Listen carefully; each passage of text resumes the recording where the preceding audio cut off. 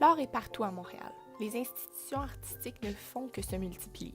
Pourtant, sont-elles réellement accessibles aux gens qui ne possèdent pas de formation artistique? J'ai décidé de partir physiquement à la recherche de réponses qui autrement m'étaient impossibles à trouver. Pourquoi est-ce que l'art devrait avoir un souci d'accessibilité? Bref, quel est le rôle à jouer des gens qui œuvrent, qui fournissent et qui dédient leur vie à l'épanouissement de l'art à Montréal? J'ai commencé par rencontrer Frédéric Doyon, commissaire à l'Agora de la danse. Comment peut-on s'assurer d'une compréhension du public? En amont, les médias sociaux, le site web et les ateliers permettent de cultiver l'intérêt de l'interlocuteur. Pendant, c'est un compagnon du spectacle qui nous sert d'appui à la compréhension. Et en aval, c'est la rencontre après spectacle qui sert de conclusion. C'est toutefois important de savoir que les œuvres qu'on ne comprend pas sont parfois celles qui nourrissent notre esprit. Par contre, tout ça n'est pas pertinent si on n'investit pas dans la jeunesse. C'est pourquoi l'Agora est pionnière en termes d'éducation artistique chez les jeunes. Montréal favorise l'éclosion de l'art.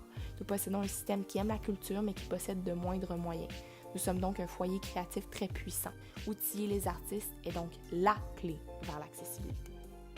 La deuxième personne que j'ai rencontrée est Debbie Zakaeb, directrice de la grappe métropolitaine de la mode. J'ai décidé de rencontrer Mme Zakaeb non pas parce qu'elle est responsable d'une institution artistique, mais plutôt parce qu'elle travaille tous les jours à rendre accessible la mode montréalaise. Bref, elle est la parfaite représentation d'une tentative de démocratisation. Selon elle, c'est l'interdisciplinarité qui permet à la mode d'aller rejoindre un plus grand public. Le festival Mode et Design en est le meilleur exemple. En mélangeant la mode à la musique ou même aux arts visuels, on nourrit la curiosité des gens qui ne sont pas des fins connaisseurs. Rapprocher tout l'écosystème de la mode à la rue permet d'obtenir une plus grande portée. Bref, créer une rencontre entre le public, les designers, les manufacturiers et les producteurs est la clé vers un milieu plus accessible. Peut-être devrions-nous même appliquer cette formule au milieu artistique. J'ai ensuite rencontré Pia Savoie, conseillère marketing au Grand Ballet. Ce n'est pas au Grand Ballet d'éduquer par rapport à la danse, c'est plutôt au Grand Ballet de présenter la programmation de façon à ce qu'elle attire un nouveau public curieux de se renseigner. La pression du département marketing est plutôt de devoir piquer la curiosité des gens sans même connaître le produit, puisque la promotion du spectacle se fait bien avant sa création physique. Les spectacles comme Cendrillon sont considérés comme accessibles puisqu'ils éveillent des référents dans les esprits des gens. Ils sont donc vus comme plus populaires jusqu'à la levée du rideau. Toutefois, ce sont souvent les spectacles comme Stabat Mater qui vont créer une énorme réponse lorsque les gens sortiront de salle. C'est parfois important de se rappeler que la danse est accessible. Avoir les yeux fermés à une représentation nous permettrait autrement d'apprécier la musicalité, le son des pointes sur le sol et la réaction de nos confrères. La troisième personne que j'ai rencontrée est Laurent Vernet, commissaire au bureau d'art public de la Ville de Montréal. Ayant fait une thèse de doctorat sur les œuvres d'art dans les espaces publics, il se passionne de l'impact que peuvent avoir les œuvres en milieu urbain. La mission du bureau est de créer une médiation entre l'œuvre, l'artiste et le citoyen pour ensuite éduquer par rapport à l'art actuel. Selon lui, la meilleure façon de s'éduquer par rapport à l'art est d'avoir une discussion. Les œuvres publiques ne sont pas plus faciles à comprendre. Elles laissent seulement place à la discussion, qui malheureusement peut être plus difficile en milieu muséal. La médiation culturelle nous amène à nous poser des questions et elle est la clé vers une meilleure éducation artistique. Rencontrant Alain Dansigère, directeur général des Grands Ballets canadiens. D'un côté, le ballet est un art noble, héritier du passé. Cet héritage pousse à conserver l'image de très grande qualité. Par contre, elle peut aussi créer des freins chez un auditeur potentiel.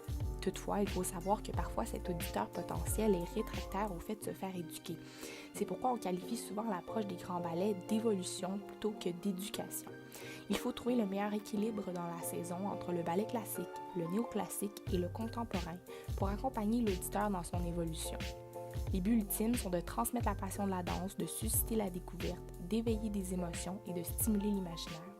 Il ne faut pas oublier que cette mission est néanmoins déployée dans une ville qui est déjà une mosaïque culturelle d'organismes et d'artistes interconnectés avec la société civile, communautaire et des affaires qui ont tous pour but de développer une activité culturelle intense. J'ai ensuite rencontré Mario Mercier, l'une des figures les plus importantes du design d'ici. La promotion d'une expo ou d'une pièce joue un rôle immense sur l'apport que peut avoir cette même œuvre sur son public potentiel. Il est vrai que l'institution cible un public à rejoindre. Compagnie ici est là pour aller chercher ce public grâce à leur branding. Faute de moyens, les plus petites institutions ont tendance à rendre l'art inaccessible puisqu'elles n'ont pas nécessairement les connaissances que peuvent posséder une boîte comme Compagnie ici. La mise en marché doit être inclusive et ouverte. Le but ultime est de développer de nouveaux publics. Par exemple, le TNM et l'Opéra de Montréal avaient pour but de rajeunir leur public. Ultimement, même si le branding est parfait, ça passe avant tout par le produit.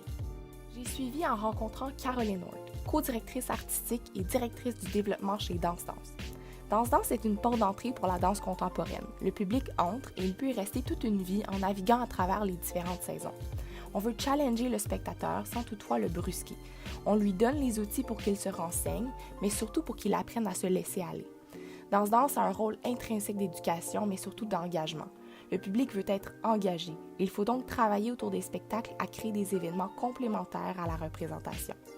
Par exemple, quand la Batsheva Dance Company est venue à Montréal directement d'Israël avec son chorégraphe Ohad Naharin, le documentaire Monsieur Gaga sur les pas d'Ohad Naharin avait été présenté au cinéma Beaubien.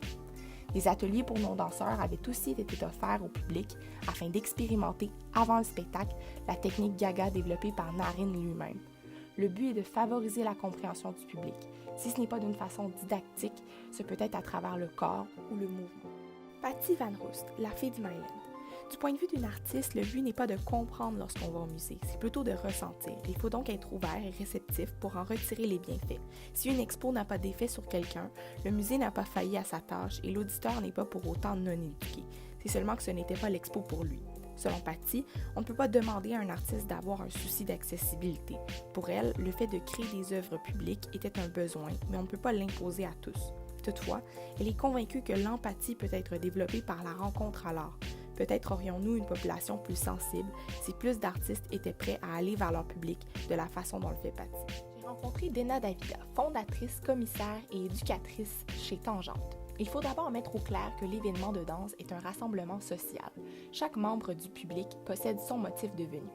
Contrairement à la Place des Arts, les gens ne sont pas attirés par Tangente pour son prestige ou sa réputation, mais plutôt par le fait qu'ils sont dédiés aux artistes et aux pratiques émergentes.